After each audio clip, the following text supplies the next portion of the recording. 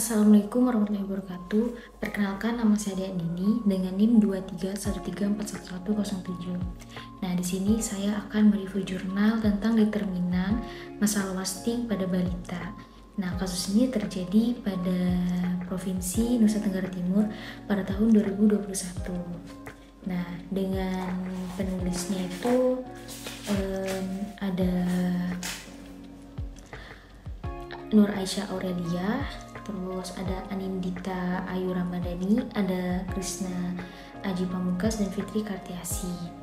Nah, selanjutnya dari jurnal ini tujuannya itu adalah memberikan pemahaman yang lebih baik dengan menganalisis determinan dari tingkat wasting pada balita di Kabupaten Nusa Tenggara Timur. Baiklah, selanjutnya saya akan langsung membahas tentang jurnal ini. Di sini saya akan membahas tentang metodenya apa, terus hasil penelitian dan pembahasannya, serta kesimpulan dan saran dari jurnal ini. Baiklah, mari kita mulai. Nah, wasting ini merupakan istilah untuk mendeskripsikan status gizi kurus dan sangat kurus yang dilandasi oleh indeks berat badan menurut tinggi badan. Nah, prevalensi balita tingkat global itu yang mengalami wasting itu sebesar 445,4 juta balita atau sekitar 8% dari seluruh balita. Nah, tingkat prevalensi ini menunjukkan adanya permasalahan gizi yang signifikan di berbagai negara. Nah, khususnya itu berada di Indonesia. Jadi kasus wasting pada balita juga menjadi permasalahan yang tergolong serius. Menurut WHO tahun 2010 mengungkapkan permasalahan kesehatan masyarakat dianggap serius jika prevalensi wasting itu bernilai antara 10 hingga 14% dan dianggap kritis sekali jika nilainya itu berada di 15% ke atas. Nah, seperti tabel yang saya tunjukkan di video ini, terlihat bahwa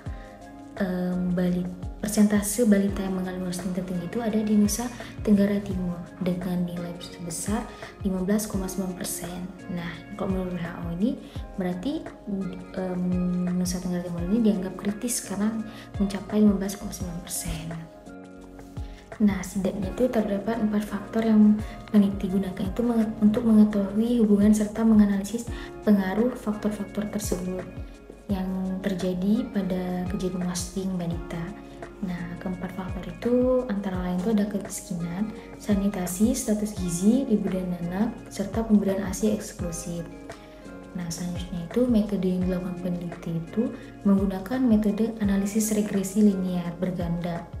Nah, menurut Kuttner et al. Tahun 2005 menyebutkan analisis regresi linear berganda ini yaitu analisis dengan menyertakan variabel bebas lebih dari satu. Analisis ini juga digunakan untuk mengetahui arah dan besarnya pengaruh variabel terhadap variabel tidak bebas. Nah, menurut dari penelitian, data dan sumber data yang digunakan itu adalah data sekunder yang diperoleh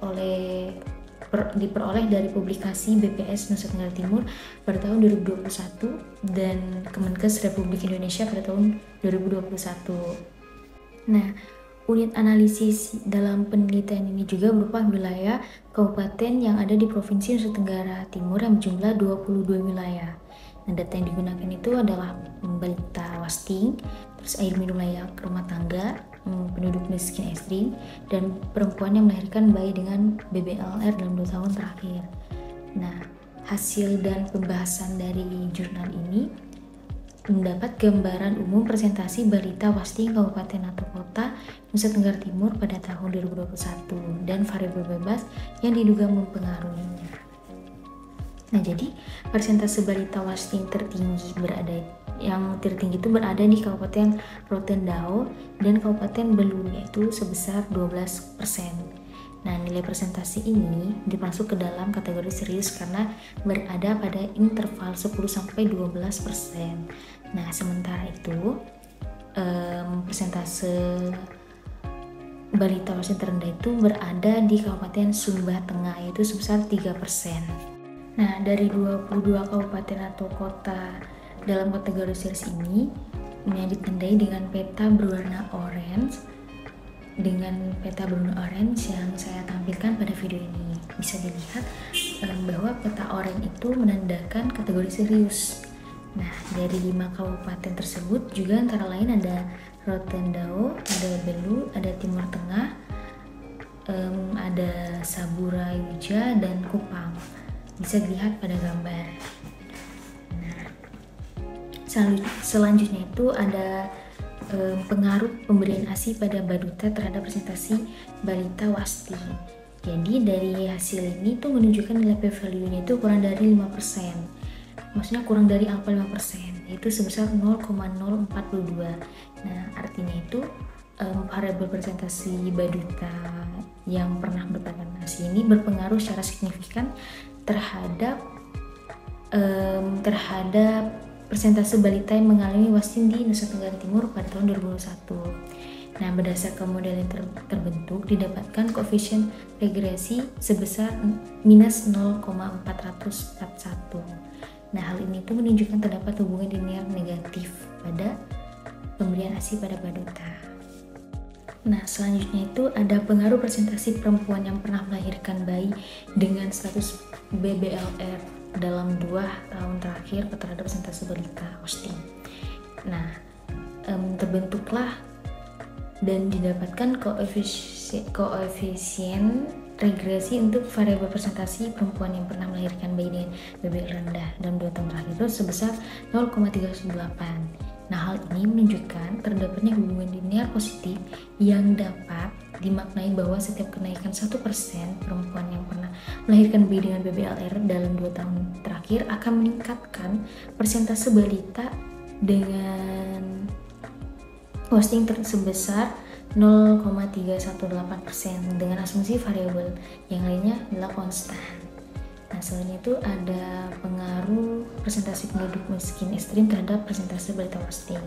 Nah, dalam hasil ini menunjukkan presentasi penduduk miskin ini nilai value-nya itu sebesar 0,006. Jadi nilai tersebut ini kurang dari alfa 5%. Nah, karena alfanya 5%, hal ini itu menunjukkan bahwa presentasi penduduk miskin ekstrim itu memiliki efek yang signifikan terhadap presentasi balita wasting. Nah, selanjutnya itu ada pengaruh persentase rumah tangga yang memiliki akses air minum dan terhadap yang layak terhadap persentase balita wasting. Nah, itulah hasil dan pembahasan dari jurnal yang saya ambil. Itu adalah hasil dari penelitian dari penulis yang saya bilang tadi. Jadi kesimpulannya itu Nusa Tenggara Timur ini tuh menjadi provinsi dengan kasus wasting balita tertinggi ya di Indonesia pada tahun 2021, yaitu mencapai angka 15,9%. Nah, yang artinya itu tergolong permasalahan kritis kalau menurut WHO ya. Nah, jadi kondisi inilah yang menjadi dasar bagi peneliti untuk menganalisis faktor apa aja sih yang mempengaruhi kejadian wasting di wilayah tersebut. Nah, didapatkanlah 4 faktor variabel bebas ini: presentasi rumah tangga, terus akses air minum yang tidak layak, terus presentasi penduduk miskin yang ekstrim, terus perempuan yang melahirkan bayi dengan BBL rendah dalam 2 tahun terakhir, dan persentase balita yang pernah mendapatkan ASI eksklusif. Nah, dari situlah peneliti ini memuat data dan mengolah datanya. Terus hasil analisis juga menunjukkan bahwa persentase penduduk miskin ekstrim dan persentase balita yang pernah diberikan ASI itu memiliki pengaruh negatif dan signifikan terhadap persentase balita yang mengalami wasting, sedangkan persentase perempuan yang melahirkan bayi dengan BBLR itu memiliki pengaruh positif dan signifikan terhadap persentase balita yang mengalami wasting. Selanjutnya itu saran dari peneliti juga melakukan pendekatan yang komprehensif, termasuk intervensi gizi yang tepat, terus akses terhadap makanan bergizi, terus perawatan kesehatan yang memadai, serta perbaikan kondisi sosial dan ekonomi untuk mengatasi permasalahan wasting balita. Nah, saran peneliti juga untuk pemerintah itu meningkatkan ketersediaan dan aksesibilitas fasilitas kesehatan dengan melakukan penyuluhan mengenai pentingnya perawatan prenatal, gizi baik, dan praktik pemberian ASI eksklusif pada balita. Mungkin sekian penyampaian review jurnal dari saya. Mohon maaf jika ada penyampaian materi yang kurang jelas atau pembahasan yang digunakan kurang jelas. Saya akhiri, wabillahi taufiq wal hidayah. Wassalamualaikum warahmatullahi wabarakatuh. Terima kasih.